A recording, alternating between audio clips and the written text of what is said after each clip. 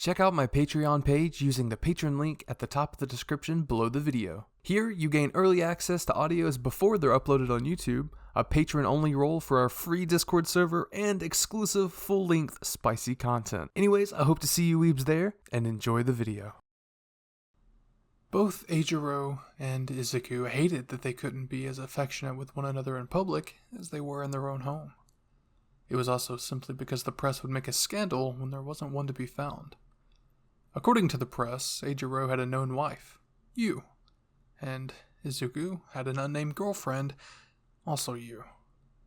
To break it down easily, the three of you were all together. Eijiro was kind enough to do his research while Yu and Izuku snuggled on the couch after a movie.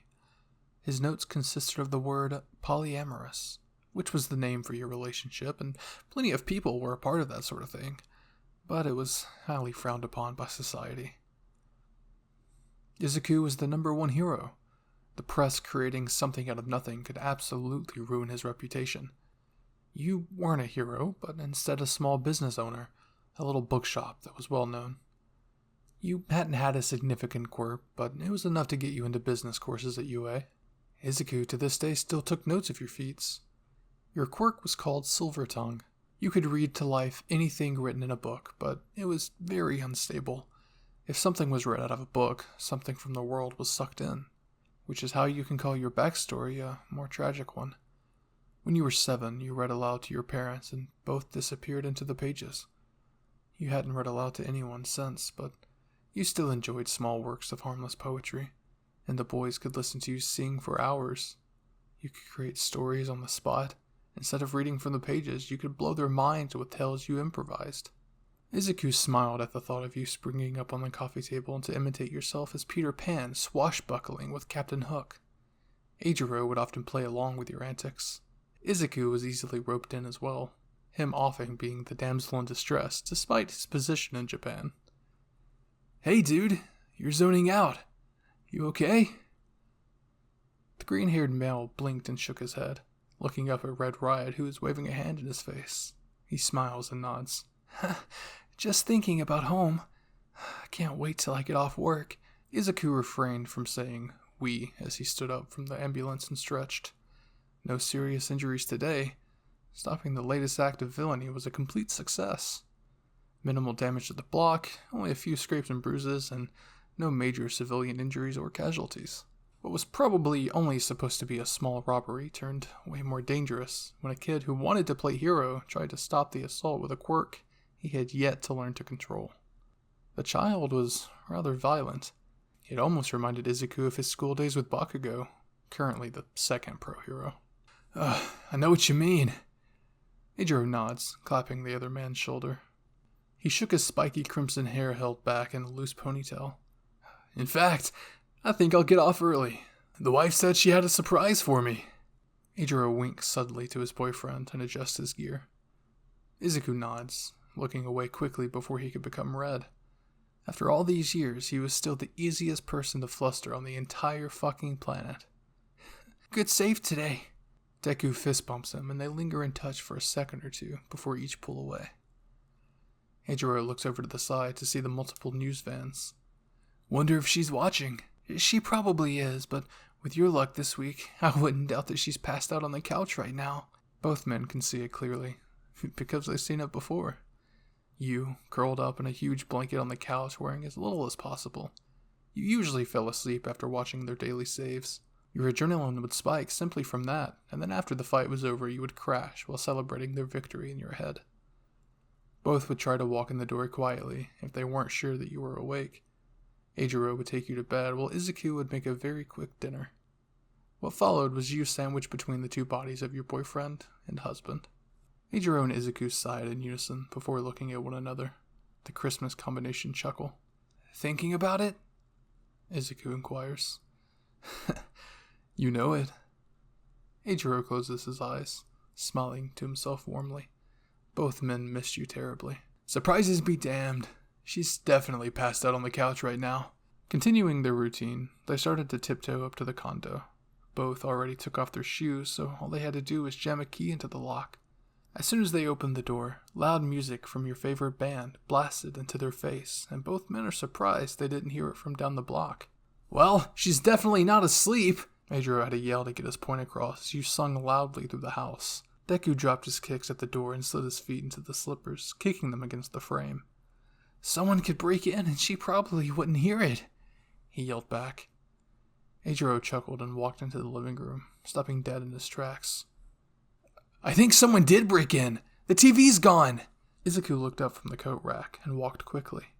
He stood next to the stunned redhead and raised a green brow. "Your name?" Izuku walked towards the kitchen. He watched you swivel your hips as he smiled briefly. He loved catching you in the act of dancing like a goofball. You didn't hear him, continuing to sway your hips throughout the kitchen, only stopping when Izuku turned the speaker down. You bounced and turned around on your heel. You watched as your curvaceous body jiggled before his gaze, returning to your eyes. "Hey, Izu," you giggle.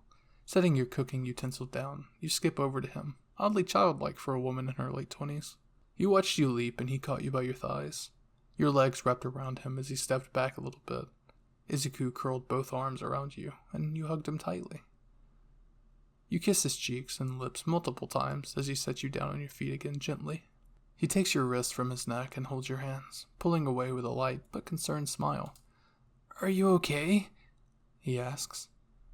"Fit as a fiddle? Why?" "Well, the TV was gone. We didn't know if you were hurt. Eijiro was searching the house, so don't panic, okay?" Izuku said calmly, to keep you from panicking, but his worrisome smile turns into furrowed brows and thin lips as you giggle and shake your head. You take his cheeks in your hands and bring him down to kiss your lips again. "There isn't an intruder, but we do have a guest," you say softly, pulling away from him, and he thumbs at the waistband of your tight-fitting jeans.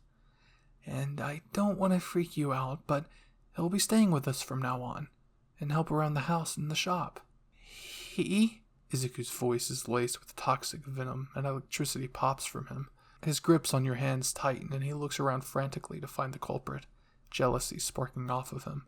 You giggle and nuzzle the tense muscle of his neck and shoulder. He relaxes a little, but only a little. Izuku didn't want to share you with anyone besides Eijiro, and he was certain that it was the same with the redhead. "Where is he?" Izuku spat, a little more violent than intended, but you didn't flinch. "I'll go get him." You bounce excitedly and kiss him quickly. You slide out of your house slippers and into some flats at the back sliding door before you sprint outside and around the house. Eijiro waltzed into the kitchen with a leather collar. It certainly didn't belong to you. Yours was black. This collar was smaller and more of a velvet red color. "I couldn't find anyone, but I found this on the bed." He held the strip of leather out and picked it up. "It kinda looks like..." You open the sliding door, and both men look to you, their jaws dropping to the floor. They watch as you carry a huge, squirmy black puppy into the kitchen. He barks and wriggles around in your grasp, and you laugh loudly. You set the rather large dog on the ground, and the puppy stumbles a bit as he scrambles to get to the boys. Eijiro lights up like a kid on Christmas, and he kneels, welcoming the dog in his arms. The puppy leaps at him and knocks the redhead to his ass before swarming the man with slobbery licks and cheerful barks. Izuku jumps back a bit, giving the puppy and Eijiro space to play around in the kitchen. He seems less enthusiastic about it than Eijiro, considering his mind immediately went to the responsibility of having a dog in the house instead of, "That's a cute puppy. He's mine now." "Your name? What is this?" Izuku sliced through his nose. At least he wasn't a human. "It was an accident, I swear." You promise, holding his shoulders as you watch your husband play with the new creature. "What happened? How does this explain the TV?" You chuckle nervously. "I'll read him out." Green eyebrows shot up in the air as he turned to face you. He frowns, scarred hands hoist you up by the hips, and you sit down on the counter. The pro hero folds his arms and pops his hip to the side, and you scratch the back of your neck and smile shyly. "You read him out?" You nod. "And the TV got sucked in?" "And the TV got sucked in," you parrot. Izuku pinches the bridge of his nose, and his head finds its way to your shoulder as he starts to mutter something under his breath about the situation. He never got past that little habit.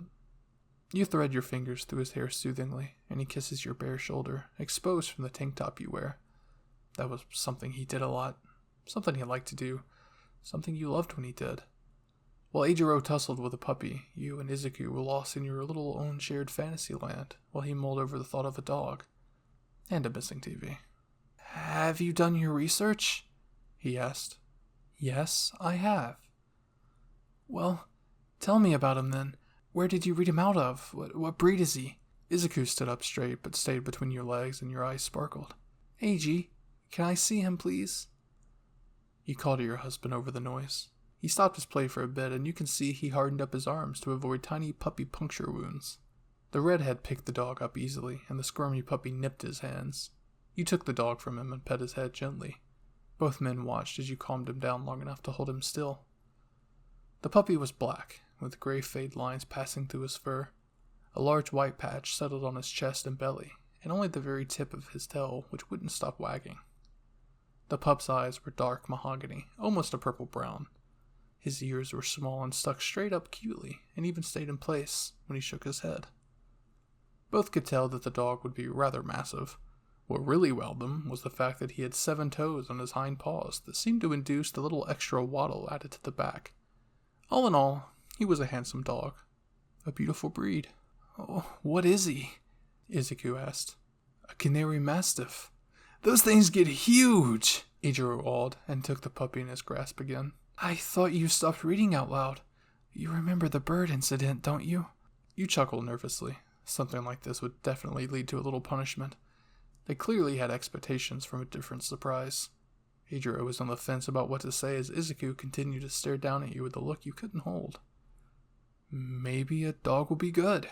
Izuku turned to look at the other man with a raised brow, and he backed off your personal bubble. "You think?" Fuck. Did he say that out loud? Eijiro nodded his head without missing a beat. "This little guy can keep our baby company while we do hero work and all that jazz." Izuku looked from the man to the pup in his arms. He had a good point, and if trained the right way, he could protect you if it ever needed to happen. It wasn't that Izuku was afraid of dogs, and they had plenty of money. Hell, as the #1 hero, they were loaded, even after donations to schools and charity activities. That didn't even take into account Eijiro's position in the hero world, or your small business. He was skeptical about the care. He didn't want the animal to be neglected in any way, shape, or form. His instincts kicked in. "And it'll help prepare us." You jump in. Hopping off the counter, you waltz over to Eijiro and kiss his cheek in a silent thank you. "For what? A baby?" You said nonchalantly, as if it were the most obvious thing in the world. Then again, it wasn't as if you had talked about this before. You were ready, they were ready, but they just wanted time. Time with you. Time to enjoy life, time to keep you to themselves, to have sleep-filled nights and clean shirts in the morning. Eijiro put the pup on the ground, and it was his turn to pick you up. His hand pressed firmly under your plush thighs while the other supported your back. He held you tightly against his chest, and you cuddled him. Out of both men, Eijiro was a little softer when it came to showing affection. He treated you as if you were a piece of glass, carefully and slowly. When it came to physical needs, he was there to keep it slow and steady until you asked for otherwise. Then, he was quick to hammer into you and shatter you, but that wasn't the point. You stroked his red hair tenderly, and you swore if he had the ability to purr, he would. "You're absolutely right, baby doll." Baby doll. Your heart drummed loudly, skipping beats as he cooed to you. "It's a good idea, but me and Izu can't be here to take care of him all the time. And if you can't take care of him, then we can't keep him." Eijiro murmurs. You nod your head in the crook of his neck. "Yes, Daddy." He smiles and kisses your temple, shifting his weight from one foot to the other to make you sway. You love them. Too much for your own good. "All right, finish up dinner. I'm gonna go grab a shower." Izuku swatted your butt, making you jerk in your husband's arms as the other brisked by you. Izuku strolls down the hall, freshly cleaned. His wet green curls pulled back in a small ponytail, and then an elastic headband over that. He only wears white joggers. A small hand towel hung over his shoulder, and he cracks his knuckles to make his presence known. You peek your head up over the couch, but Eijiro doesn't look up from his computer. The green-haired male could already tell that the dog was in your lap before he rounded the couch to sit next to you. He scratched the dog's head as you leaned into the side to rest against him. What are you guys doing? He puts his hand in your hair and plays with it lightly, and you giggle like a schoolgirl. Trying to figure out some names for the little guy? You pet the dog for emphasis, but Izuku chuckles. How about All Might? He says sweetly. Your nose scrunched and you shake your head. I am not feeding into your All Might addiction. I do not have an addiction. Izuku pouts. Yeah, you do, man. Both you and the redhead chime in perfect unison. Zeus? Too cliche. Apollo? Nah. What about Hades? What is it with you and Greek gods? Half an hour passes, and all of you are sighing dejected on the couch. No names stuck out. None worked. Even the dog seemed to be disagreeing on a few of them. You hum softly, the dog falling asleep in your lap. You look down at the animal with a smile. What about Kane? Izuku bobbed his head to the side, mulling it over. Yeah, that sounds good. How'd you come up with it? Well, I was thinking of all the pet names I'll call you guys besides Daddy, and I thought of how I called you Sugar that one time, and then I thought about sugar canes, and then it blasted to how canary mastiffs are Spanish, so I was thinking about sugar plantations, and then canes just came to mind. Izuku smiles as you list off your thought process, and Eijiro throws him a wink as he shuts his computer. Your ability to overthink at the speed of light never ceases to amaze me, baby doll. Eijiro beckoned you, and Izuku took the dog out of your lap as you followed like a beautiful puppet. You straddled his lap, and he pulled you down by the head to give you a kiss. Your lips were rough, a little chapped, but he loved it more than anything. Your lips had been bruised and beaten by both men before, and Eijiro was happy to take responsibility for it. When you pull away for air, the redhead smiles up at you with a shit-eating grin. He wipes away an oversupply of saliva that drooled past your lips, and you whimper at the contact. Take her to the room. I'll put Kane to bed, and he can sleep on the couch for right now, Izuku ordered, doing his best to resituate the dog while your red-headed husband lifted you with ease and slammed your ass against his... If you want to hear the rest of this spicy audio, please feel free to visit my Patreon via the link in the top of the description below. The new lowest tier starts at only $1. See you there.